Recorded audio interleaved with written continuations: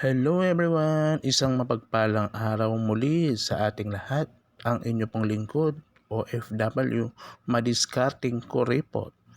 Kung ngayong pananghalian ay magluluto tayo ng hotdog. Kaninang umaga ay libre tayo ng almusal dahil meron tayong kapitbahay o karom meat na mabait, kaya ayun, tayo ay nalibre ng almusal.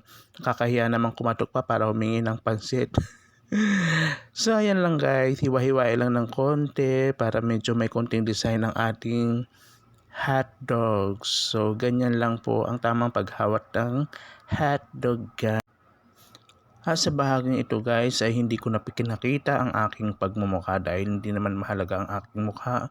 Ang mahalaga ay yung ating ginagawa, ang pagluluto ng hotdog, para lang makita nyo kung ano bang hotdog ang ating niluluto. Ang ating hotdog ay may cheese. At ayan na nga guys, isalang na natin yung ating hotdog. So, inisa-isa ko yan bago isalang at mainit pa yung ating mantika. So nga pala guys, at this time ay naglalaba rin ako dyan. Malapit na rin sa katotohanan ang pagtatapos na aking paglalaba. So after kong maglaba ay kakain ako para medyo may laman ang tiyan natin. At dahil okay na ang ating hotdogs, tara na guys, kain na tayo. And of course, shout out sa may-ari po ng ketchup. So ayun, may promotion pa. Hindi ko kasi mabasa, Alimasaw ata yung pangalan ng ketchup. So basta tomato ketchup, okay na.